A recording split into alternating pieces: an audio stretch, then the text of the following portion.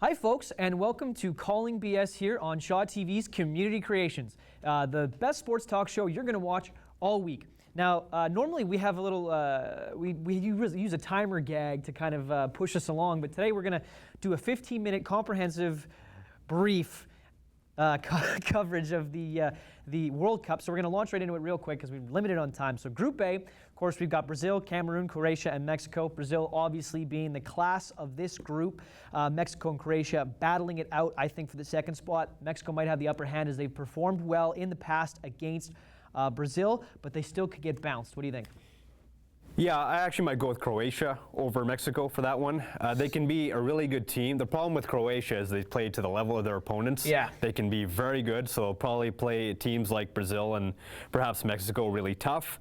But against a team like Cameroon, they might lower themselves to the competition at Cameroon and might have a tough outing in that one. Absolutely, and it's going to fall on Luka Modric, the midfielder and captain from Real Madrid for Croatia to really further himself. Now, I'm picking Brazil and Mexico to advance. You picking Brazil and Croatia. Yeah.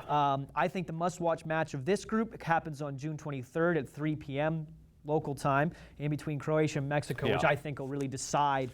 Yeah, it'll decide who moves to that group at 16. Exactly. Yeah.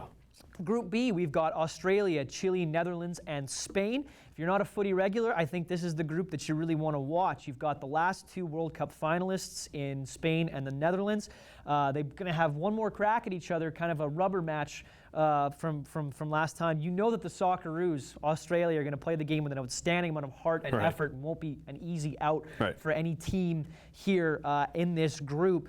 And Chile, of course, looked world-class during their qualification as well as their 2-0 defeat of England in November. What are you thinking? I'm thinking you have the Netherlands and Spain that move on to the group of 16. I'm agreeing with you on that. Spain, of course, are the defending World Cup champions, the defending European champions as well.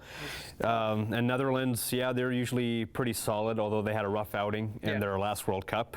The advantage I do see a team like Chile having is they're used to the climate that you find in Brazil. Exactly. I'm not sure if a team like Holland could deal with that as well.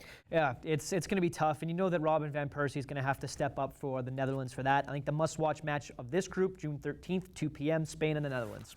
Yep, for sure. Moving on to Group C, we've got Colombia, Greece, Ivory Coast, and Japan. Interesting group to look at, more than likely a safe breath for the Colombians, looking at who they're going to have to face. You know that Didier Drogba on the Ivory Coast could easily seize this opportunity to advance, but they've been known for inconsistency. Greece have experienced winning in the past 10 years, winning the 2004 Euro, and you know Japan has both speed and talent, but are very inconsistent. What are you thinking?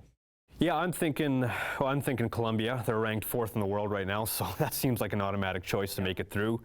It's kind of tough to choose the rest of the group. All these teams are capable of moving on, but also falling out completely. But if I had to go just based on their recent track record, I would say Greece. I have a bit of a soft spot for them too. That's fair enough. I'm picking Colombia and Japan.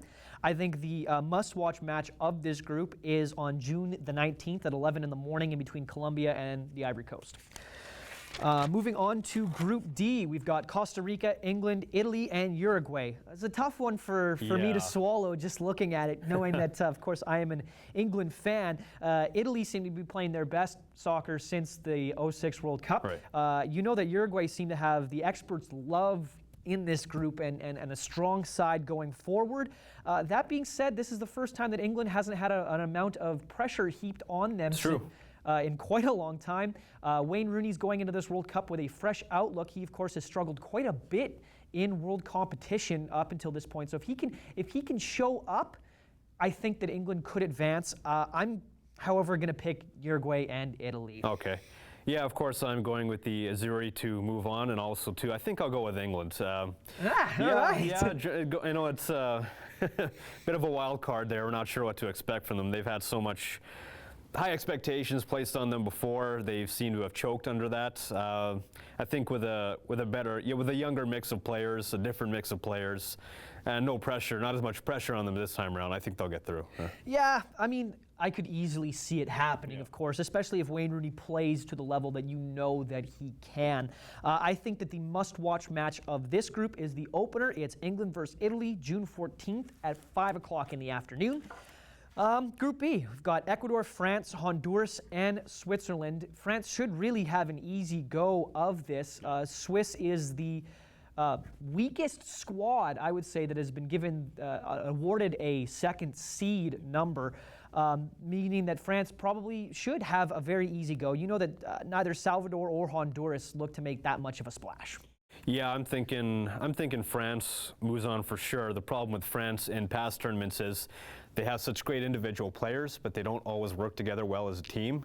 And you've seen it in past World Cups where they've run into pretty bad scoring droughts despite having some good talent on their team. Yeah. But I do see them moving on. And for the second team, kind of tough, but Switzerland seems to have enough just to make it through. Yeah, I think I agree with both of those. Now, it'll be interesting to see France's 21-year-old Juventus midfielder Paul Pogba. Looks like he could really explode into stardom here at this World Cup. Must-watch match of this group, France versus Switzerland, June the 20th at 3 o'clock. Group F, we've got Argentina, Bosnia-Herzegovina. I think I said that right. Herzegovina. Thank you. Iran and Nigeria. It's very hard to see Argentina not winning this group. Of course, they've got Lionel Messi, who is potentially the best current player, but definitely the best player in the last decade. You know that Bosnia is putting forward a promising squad that could, but more than likely not, upset the Argentinians. Right. I got that one right. What do you think? Yeah, I'm thinking Argentina for sure. I think this time around, too, they're better coached, better team chemistry than what they've had in past World Cups, past tournaments. As for who goes second, you know what? I'll say Nigeria. I'm actually going to agree with you on that. I think that John Obi Mikel, he's tough as nails player, is a great lockdown defender, has been for Chelsea for a number of years. So I think he can lock down Bosnia enough for Nigeria to advance. That is the game that I'm picking as the must-watch match. Right. Bosnia versus Nigeria, June 21st at 5 o'clock in the afternoon. Now, Group G, Group of Death. This is the one that everyone's been talking about quite a bit. All four teams look like they could advance, although it's more than likely, obviously, only two will just go, of course, going to be two. Right. Germany, the popular choice to win it all this year. Right. Portugal, of course, has the best player in the world in Cristiano Ronaldo. Whether or not you like his trademark do and flamboyant attitude, the man can flat out play. Right. Now, Germany, of course, defines the word powerhouse. Immense talent from top to bottom, dedication, determination, teamwork. I can easily see why people are picking them to win it all this year. Yeah, what do you think? For sure. Yeah, I would say Germany would win that group. A nice mix of veterans from past World Cups. You have some emerging young talent coming through as well. They're always a traditional soccer powerhouse as it is. Portugal would be my second pick to move on. The problem with Portugal is in past disappointments, they have been, past tournaments, they have been such a disappointment. I don't think they've ever quite lived up to expectations that have been placed upon them. They made it through qualifying, really riding the back of Cristiano Ronaldo. Yeah. And as for, I just don't see those other two teams. Ghana and the United States. Yeah. I mean, look, the United States really only cares about soccer once every 4 years. Right. Let's be completely honest about that. They need to rely on Josie Altidore to really step up his scoring game, seeing as how they left the face of U.S. soccer, Landon Donovan, off the roster. Right. I think it creates an interesting mix for them, but I think all of it amounts to disappointment. I'm picking Germany and Portugal. Yeah, same here. The thing is with the United States too, really outside of Clint Dempsey, it's not much goal-scoring prowess on that team. He's really the only proven guy, and like you said, they left Donovan behind for whatever reasons. Yeah, and so the must-watch match, Germany-Portugal, June 15th at 11 in the morning. Moving on to the last group, Group H, we have Belgium, Russia, South Korea, and Algeria. This is maybe the most uninteresting draw on paper, but there might actually be some pretty interesting matches, exciting matches that will see skill and talent of the Belgian squad has kind of taken an upturn, gone up a notch since we last saw them play at the last Euro. Right. And Fabio Capello looks to show that he can, in fact, coach on a world stage, coaching a talented Russian squad. Looking to Eden Hazard of Belgium to really pick up. He scored 14 goals in this year's European Premier League. He has quite a good touch, so it'll be interesting to see. Yeah, I'm thinking Belgium and Russia get out of this group. Belgium is I think, a bit of a dark horse in this tournament as well. And they Really? beat, yeah, I would consider them one. Okay. And other people have as well, so I'm not the only one. All right. They beat Croatia to get through qualifying, so I think that's an impressive outing there.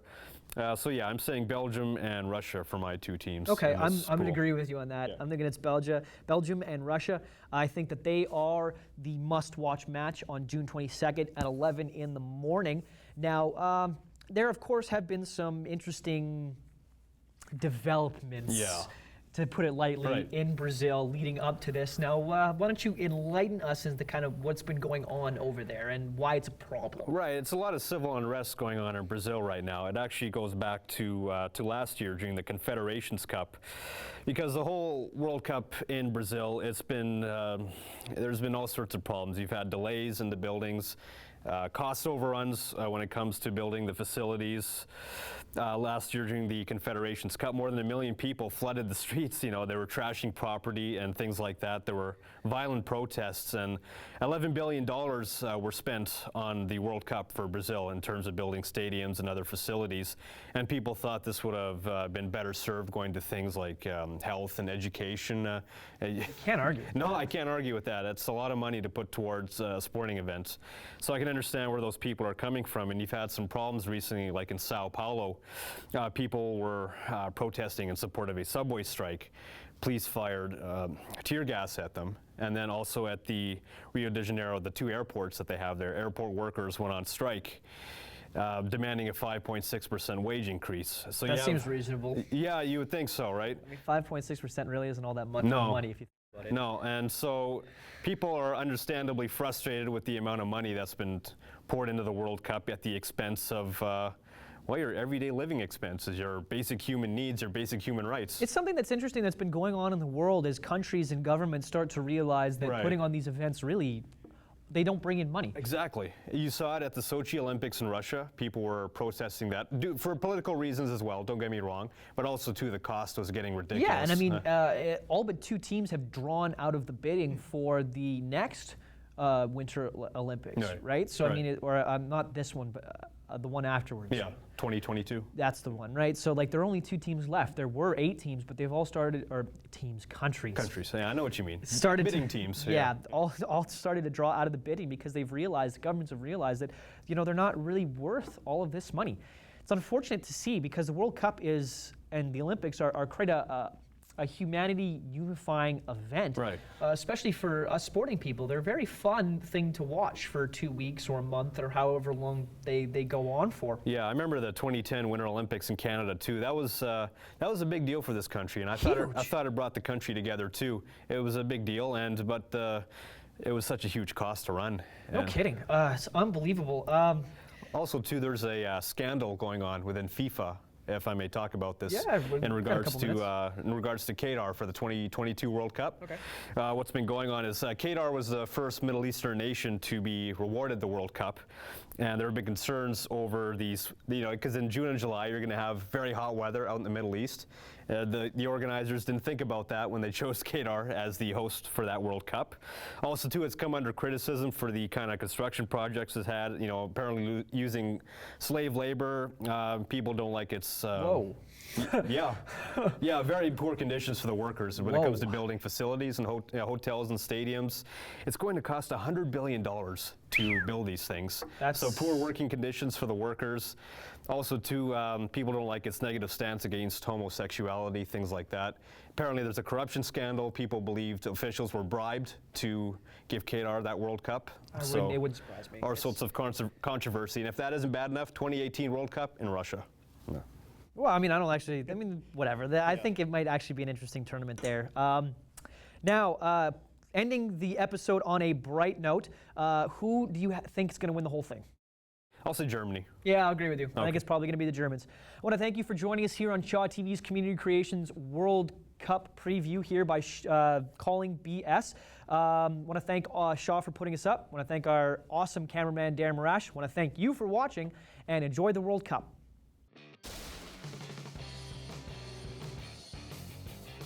The proceeding was an independently produced community access program. The viewpoints expressed are those of the community access producer and do not reflect those of Shaw Cable Systems. The program is presented in response to CRTC policy guidelines regulating community programming.